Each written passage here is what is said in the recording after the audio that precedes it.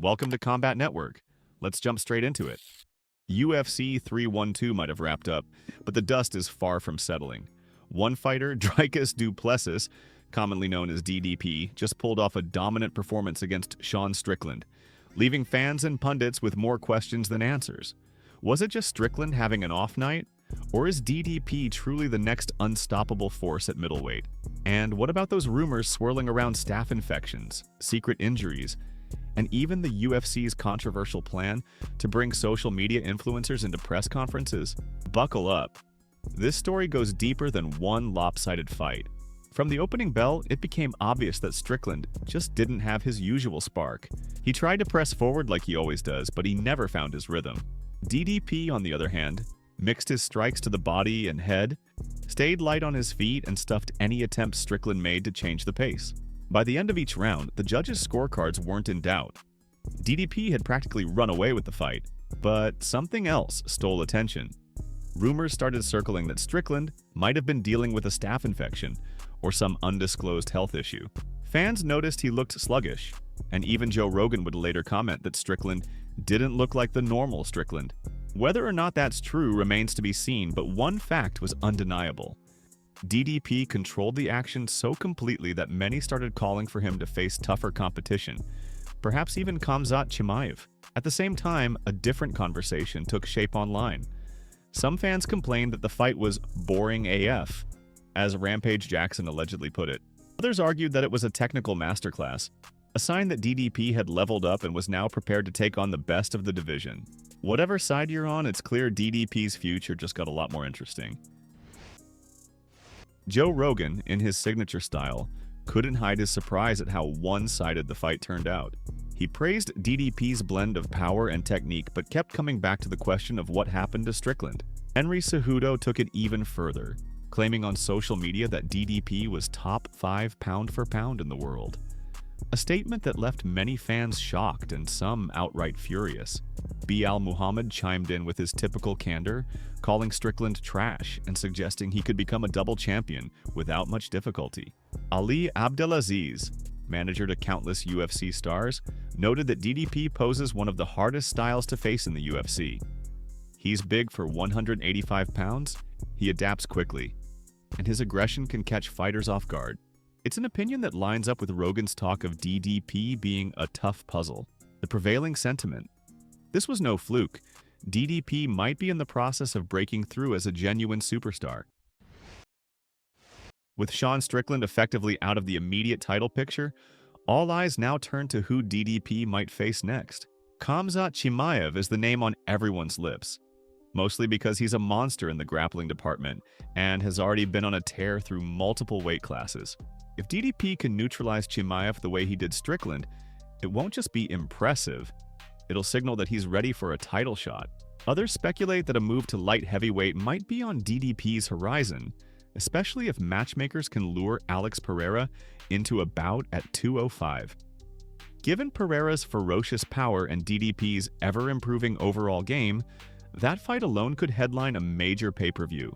While it's still just chatter, the idea of a bigger, stronger DDP challenging a proven knockout artist like Pereira has fans salivating. Whatever happens, it's clear the middleweight division is now in a major transition. Israel Adesanya's slip-ups, Alex Pereira's move to 205, and Strickland's abrupt downfall have opened the door for new contenders. DDP stands near the front of that line, with Khamzat Chimaev close behind. As the UFC looks for fresh faces and shocking narratives, DDP seems poised to fill that role perfectly. But the swirl of fight chatter isn't the only controversy rocking the UFC. Dana White recently hinted he might replace traditional MMA journalists at press events with social media influencers. The reaction was swift and brutal, with longtime fans calling it a circus and threatening to boycott. Many believe the UFC's authenticity is at stake, arguing that influencer coverage focuses on hype over substance. I somehow have unrestricted access to all the Great Pyramids of Egypt! Whoa. No. Leading to softball questions and even more sensational storylines. This new direction by Dana White might be part of a broader strategy to reach younger audiences who live on TikTok and Instagram. But for core fans, it raises red flags. They worry about losing the thoughtful analysis and tough questioning that built the UFC's reputation in the first place. It's a debate that parallels the shift in how fighters are promoted. More Instagram feuds, more viral stunts, and fewer in-depth discussions about technique and skill. Meanwhile, the notion that the UFC can pick and choose who attends press conferences echoes the rumor mill around how the promotion handles fighter injuries. Some claim the UFC encourages fighters to compete even while dealing with serious issues like staph infections, downplaying the risks. No one's confirming these allegations outright, but the swirl of speculation after UFC 312 shows that fans are definitely paying attention to the behind-the-scenes drama.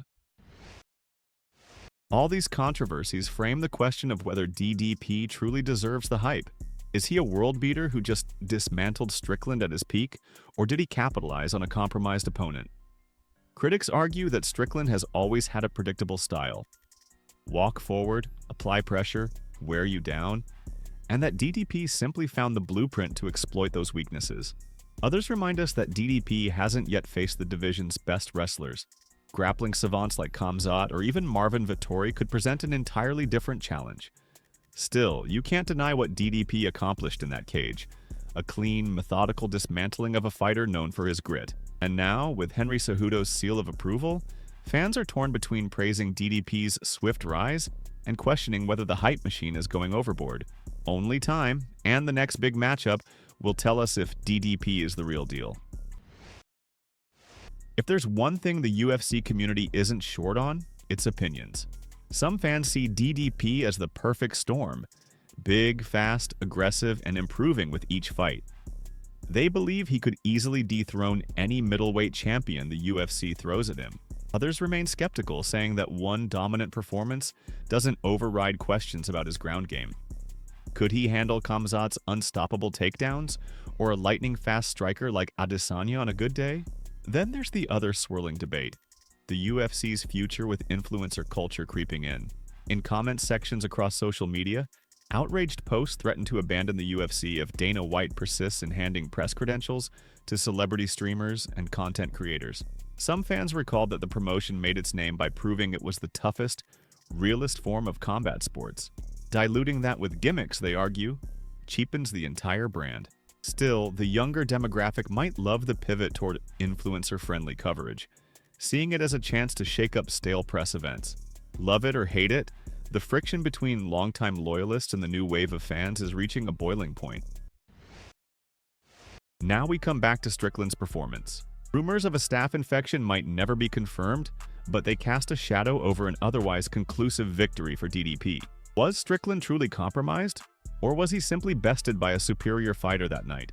The speculation only adds fuel to the chatter around potential rematches or redemption arcs. Fans love a comeback story, and Strickland has the resilience to give them one. What's more, if the fight was indeed overshadowed by behind-the-scenes medical issues, it begs the question, how many other fighters step into the octagon less than 100%? The UFC tries to keep that narrative under wraps, but the constant swirl of rumors suggests the truth isn't always as clean as it appears on fight night. And in a sport where margins are razor thin, any slight disadvantage can turn into a decisive factor. In the end, C312 will be remembered for Dricus du Plessis dominating Sean Strickland from start to finish, catapulting himself into the contender conversation. It also opened up a Pandora's box of speculation about possible staph infections, the meteoric rise of a new middleweight star, and Dana White's game-changing and potentially polarizing strategy to replace MMA journalists with influencers. Is DDP on track to become the next unstoppable champion? Or was this win merely a perfect alignment of circumstances? Will longtime UFC fans stay loyal if the organization continues edging toward media sensationalism? Or is this shift going to drive away its faithful audience? The MMA world awaits the next big fight, the next controversy, and the next round of heated debates. Until then, it's safe to say we're all on notice. Dricus du Plessis is here to stay, and the UFC might never be the same. And now the question falls to you. Is DDP destined for a historic title run? Or will the hype come crashing down when he faces a new level of competition? Share your thoughts, buckle up for the next wave of UFC drama, and keep an eye on how the organization handles the growing pains of a rapidly evolving sport. After all, if UFC 312 showed us anything, it's that no matter how certain the odds seem, the octagon always finds a way to surprise us.